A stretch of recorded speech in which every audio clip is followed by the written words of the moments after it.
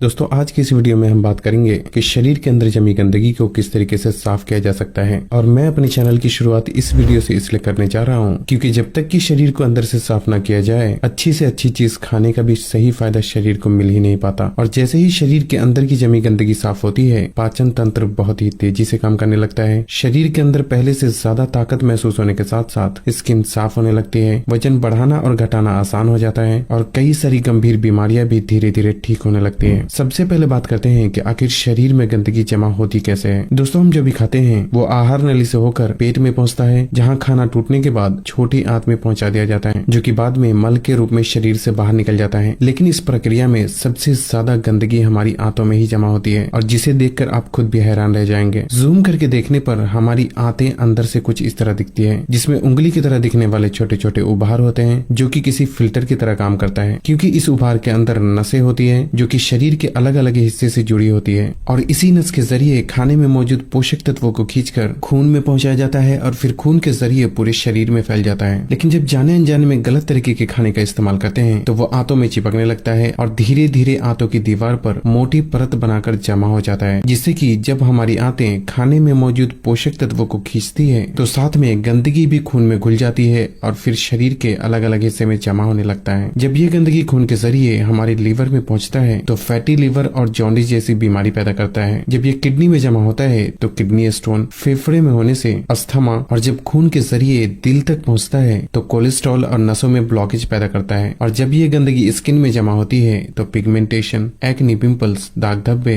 Infection, दांत खुजली और एक्जिमा जैसी प्रॉब्लम शुरू होने लगती है। और इतना ही नहीं, जब ये गंदगी मिला हुआ खून हमारे शरीर में फैलता है तो हार्मोन का संतुलन पूरी तरह से बिगड़ जाता है, जिससे कि थायराइड, मोटापा, PCOD, high blood pressure, diabetes और कई तरीके की बीमारियां शुरू होने लगती हैं। बस यूं समझ लें कि लगभग हर छोटी बड़ी बीमारी शरीर में गंदगी जमा होने की वजह से ही पैदा होती है।